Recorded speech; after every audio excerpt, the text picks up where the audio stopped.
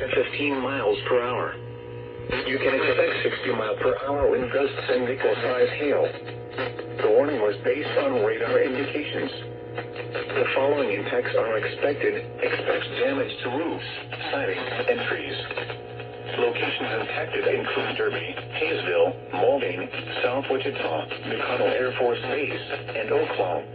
This includes the following highways: Interstate 135 near mile marker 0.